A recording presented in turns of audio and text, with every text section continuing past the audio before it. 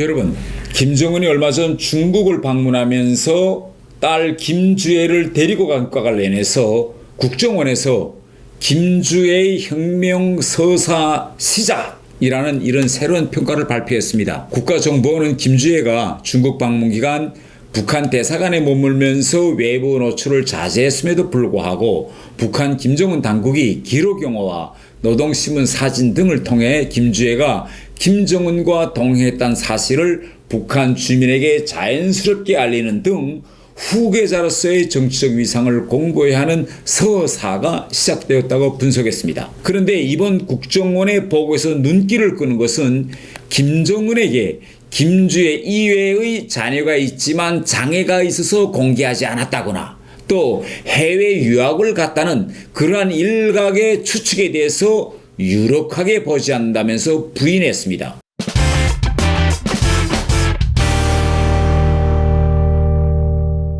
자율 구독료를 보내주신 분들은 요 위에 있는 문자로 꼭 연락해 주시기를 바랍니다.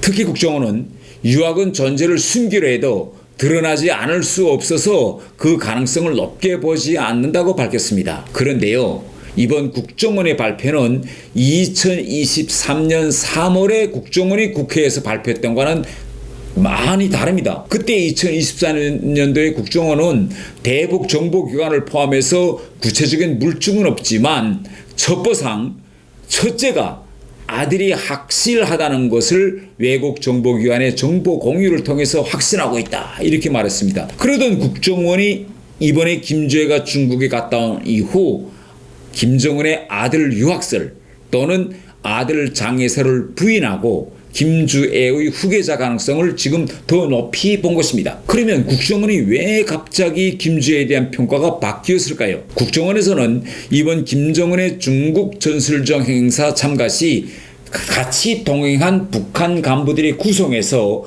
선전 선동 분야 간부들이 제일 많았다는 점을 들여다본 것 같습니다. 물론 역사적으로 보면 김일성, 김정일 대회도 또 그리고 김정은 대회 와서도 북한 지도자들이 중국 방문이 많았습니다. 그럴 때 동행 간부들의 구성을 보면 대부분 경제부문 간부들이 많았습니다. 그런데 이번 김정은의 중국 전승절 행사 참가를 보면 동행한 간부들 속에서 선전 선동 분야 간부들이 제일 많았습니다. 김정은을 수행한 북한 당 부부장급 이상 간부 10명 중 4명이 선전 선동 담당입니다. 이하면 북한의 핵심 실세인 김여정 또 현성월 등의 직책이 다 선전선동부 부부장이고 여기에 주창일 선전선동부 부장과 김병호 선전선동부 제1부부장도 김정은을 수행했습니다. 이렇게 선전선동 담당 간부들이 대거 참가한 이유는 김정은의 딸 김주애의 정치적 위상을 높이려는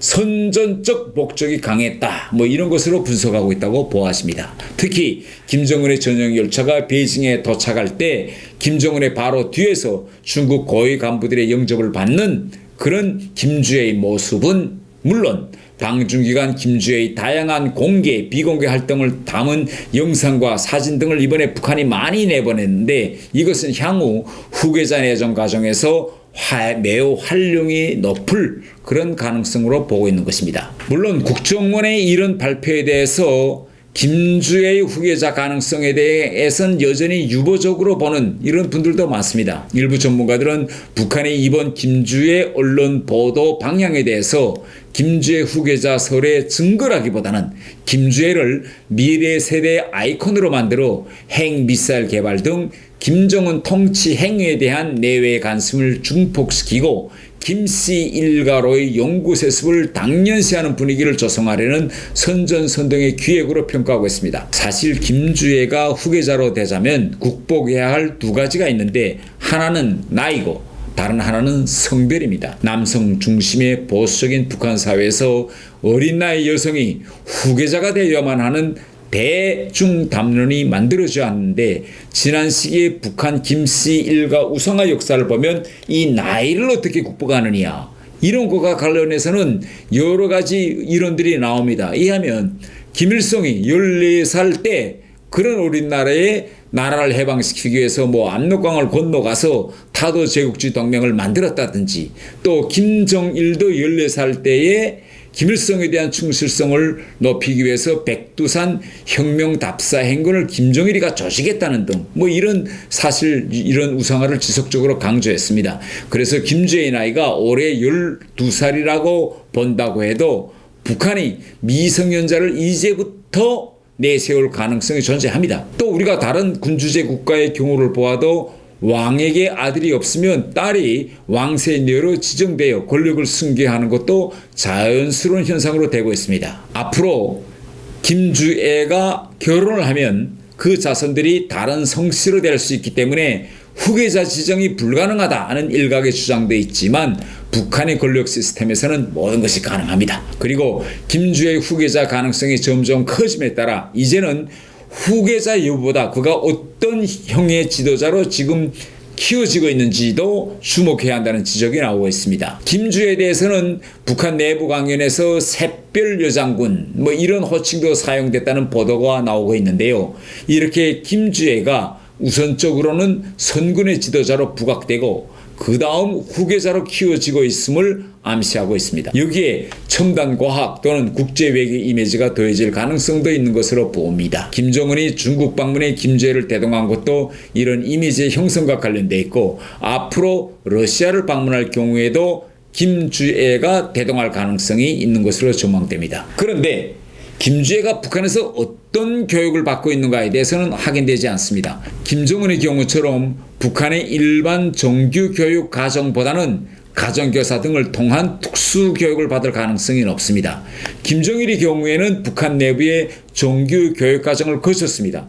그런데 김정은과 김여정은 스위스로 유학을 떠났고 김주애는 일찍부터 후계자 수업 등 일종의 제왕학을 전수받을 가능성도 있을 것으로 보입니다. 다만 이러한 특수교육이 향후 김주애가 후계자로 될 경우 남북관계와 북한의 외교관계에 어떤 영향을 줄지는 쉽게 예단하기 어렵습니다. 김주애가 어릴 때부터 크면서 본 것이 핵무력의 법제화, 적대적 국가관계의 헌법 반영, 한미일 대 북중로의 신냉전 구도, 러시아 파병 등 대립과 대결 상황만을 그가 경험했기 때문에 그가 향후 북한의 지도자로 내정이 된다고 하도 남북관계에 끼칠 영향은 부정적이다 이렇게 보는 분들이 많습니다. 김주애의 후계자 내정과 관련해서는 당장 내년 1월에 열릴 북한 당 제9차대에서 김정은의 유일 영도 지도 체제의 강화와 함께 김주애 신상에 어떤 변화가 있을지를 지켜봐야 합니다. 그런데 북한이 김정은에 이어 김주애까지 세습 독재가 이어진다고 생각하면 정말 기가 막힙니다. 제발 북한의 참담한 현실이 4대까지 이어지지 않기를 간절히 바랍니다. 재미있게 보셨다면 저희 채널을 위해서 자율 구독료로 응원해 주시면 감사하겠습니다. 저의 계좌 이름이 OneKorea 계좌에 있는데 여러분이 보내주신 귀한 정성은 단순히 영상 제작을 넘어서서 한반도의 2개 국가를 만들려는 세력에 맞서서 OneKorea 운동을 벌린 일에도 쓰이고 있습니다. 여러분도 저희와 함께 OneKorea 운동에 동참해 주시기를 부탁드립니다. 다음 시간에는 더 흥미로운 이야기로 찾아뵙겠습니다.